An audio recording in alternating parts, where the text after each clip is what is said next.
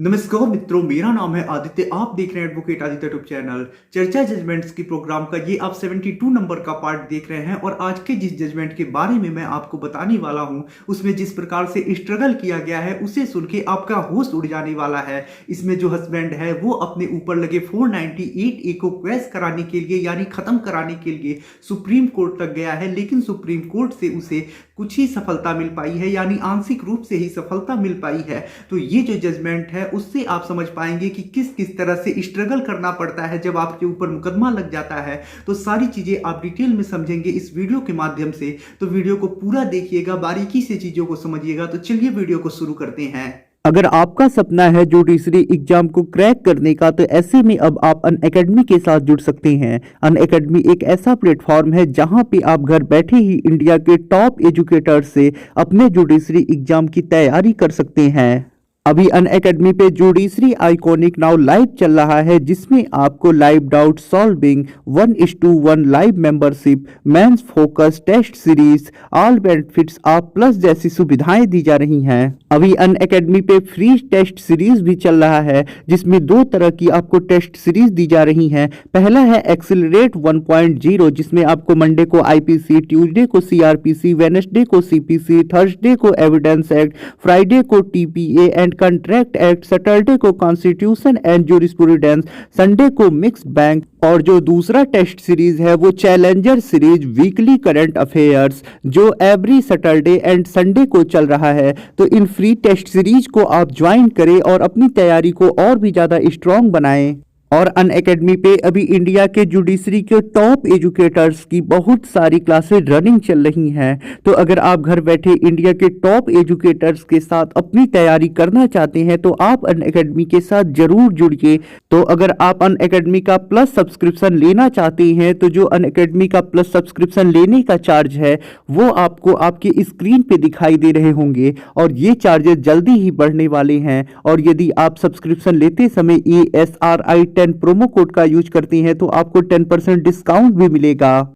अब देखिए, ये जो जजमेंट आया है वो 482 सीआरपीसी यानी अपने ऊपर लगे किसी भी मामले को क्वैश कराने यानी खत्म कराने से संबंधित है। ये जो जजमेंट आया है वो माननीय सर्वोच्च न्यायालय के द्वारा आया है, और ये जो जजमेंट आया है वो राम शरण वर्सेनी versus state of Uttar Pradesh के केस में आया है।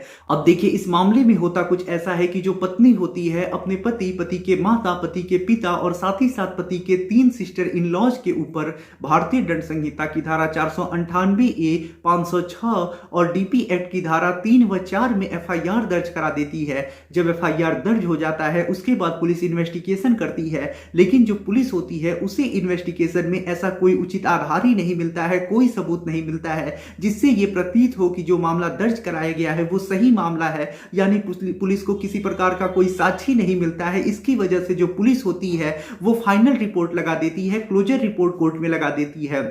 जब पुलिस क्लोजर रिपोर्ट कोर्ट में लगा देती है उसके बाद जो पत्नी होती है उस क्लोजर रिपोर्ट के विरुद्ध कोर्ट में अपील डालती है। उसके बाद जो मजिस्ट्रेट होते हैं उस अपील को अलाउ कर देती हैं और आगे की जांच के लिए आदेश कर देती हैं।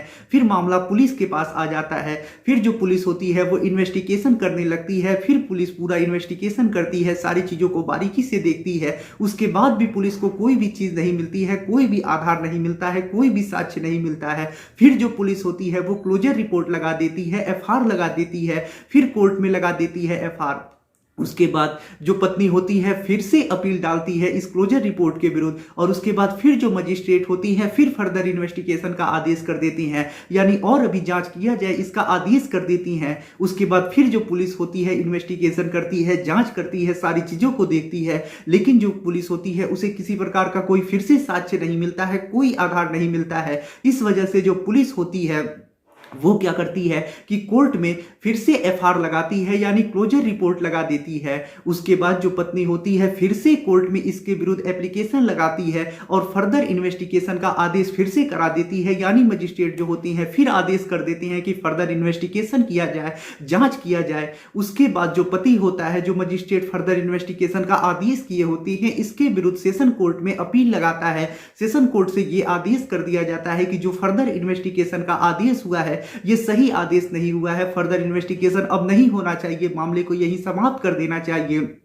लेकिन देखिए ये जो आदेश हुआ होता है सेशन कोर्ट का, इसे किनारे कर दिया जाता है और जो कोर्ट होता है उसमें जो पुलिस अब होती है इन्वेस्टिगेशन करती है। इन्वेस्टिगेशन के बाद पुलिस को पता नहीं कौन से आधार मिल जाते हैं, कौन से सबूत मिल जाते हैं, उसके आधार पे कोर्ट में अब क्या करती है कि चार्जशीट लगा देती है। जो पति होता है उसके विरुद्ध, जो पति की माता होती हैं उसके विरुद्ध, जो पति के पिता होते हैं उसके विरुद्ध, साथ ही साथ जो पति के 3 सिस्टर इन लॉज होते हैं उनके भी विरुद्ध। यानी कोर्ट आदेश करता है कि इन्वेस्टिगेशन ना किया जाए, उसके बावजूद भी पुलिस इन्वेस्टिगेशन करके और कोर्ट में चार्जशीट लगा देती है। अब देखिए इस मामले में होता कुछ ऐसा है कि जो पुलिस होती है 3 बार क्लोजर रिपोर्ट लगाती है। पहली बार पुलिस क्लोजर रिपोर्ट जब लगाती है तो फिर आदेश होता है कि फर्दर इन्वेस्टिगेशन किया जाए। फिर जो पुलिस होती है एफआईआर लगाती है, क्लोजर रिपोर्ट लगाती है, फिर आदेश होता है कि अभी और इन्वेस्टिगेशन किया जाए। फिर जो पुलिस होती है वो क्लोजर रिपोर्ट लगाती है तो फिर आदेश होता है कि फिर से इन्वेस्टिगेशन किया जाए और उसके बाद जो पुलिस होती है चार्जशीट लगाती है। तो जब इतना मामला हो जाता है उसके बाद जो पति होता है जब उसके खिलाफ चार्जशीट आ जाता है उसके बाद वो हाई कोर्ट में जाता है इस चार्जशीट को क्वेश कराने के लिए। लेकिन हाई कोर्ट जो होता है पति के विरुद्ध लगे ये चार्जशीट को क्वेश नहीं करता है। यानी हाईकोर्ट यही कह देता है कि जो पति, पति के माता, पति के पिता और पति के जो 3 सिस्टर इन लॉज हैं उनके ऊपर जो मामला चल रहा है इसमें विचारण किया जाए और उसके बाद जजमेंट आए। यानी जो हाईकोर्ट होता है मामले को पेश नहीं करता है, उसके बाद जो पति होता है वो माननीय सर्वोच्च न्यायालय में जाता है, वहां पे अपील लगाता है। तो फिर जो सर्वोच्च न्यायालय होता है पूरे मामले को देखता है, सारी चीजों को देखता है, जो भी ये क्लोजर रिपोर्ट लगे होते हैं उन्हें देखता है, जो एफआईआर लगा होता है उन्हें देखता है, उसके बाद जो चार्जशीट लगा होता है उन्हें देखता है और फिर इन सब आधारों पे मामले का गहन अध्ययन करने के बाद जो माननीय सर्वोच्च न्यायालय होता है जो पति के 3 सिस्टर इन लॉज होते हैं उनके ऊपर जो मामला लगा होता है उसे क्वेश कर देता है। लेकिन जो पति, पति के माता और पति के पिता होते हैं उनके खिलाफ कहता है कि जल्द से जल्द ट्रायल करा के मामले को समाप्त किया जाए। यानी इसमें जजमेंट जो है वो मजिस्ट्रेट के कोर्ट में विचारण चलने के बाद आए। यानी पति को आंशिक रूप से ही मदद मिल पाता है, आंशिक रूप से ही सुप्रीम कोर्ट से लाभ मिल पाता है। तो आशा करता हूं ये जजमेंट सुन के आप लोगों के भी होश उड़ चुके होंगे किस प्रकार से इस मामले में स्ट्रगल किया गया है, किस किस प्रकार से इस मामले में परिस्थिति आई है। बाकी इस जजमेंट के बारे में और भी ज्यादा डिटेल में जानने के लिए डिस्क्रिप्शन चेक करिए, वहां मैं इस जजमेंट का लिंक आप लोगों को दे दूंगा। इस जजमेंट को पूरा पढ़िएगा, बारीकी से आप लोग पढ़िएगा, समझिएगा। तो आशा करता हूं ये जानकारी आपको काफी ज्यादा पसंद आई होगी। अगर आप किसी कानूनी समस्या से परेशान हैं और ऐसे में आप मुझसे फोन पे बात करके अपनी कानूनी समस्या का समाधान प्राप्त करना चाहते हैं तो इसके लिए डिस्क्रिप्शन चेक करिए, वहां पे बताया गया है कि आप किस प्रकार से मुझसे फोन पे बात कर सकते हैं। अगर आपको वीडियो पसंद आया हो तो वीडियो को लाइक करें, अपने दोस्तों के साथ शेयर करें और यदि आप चैनल पे नए हैं तो चैनल को सब्सक्राइब करके बेल आइकन को दबाएं। मिलते हैं नए वीडियो के साथ अगले दिन, तब तक के लिए जय हिंद, जय भारत।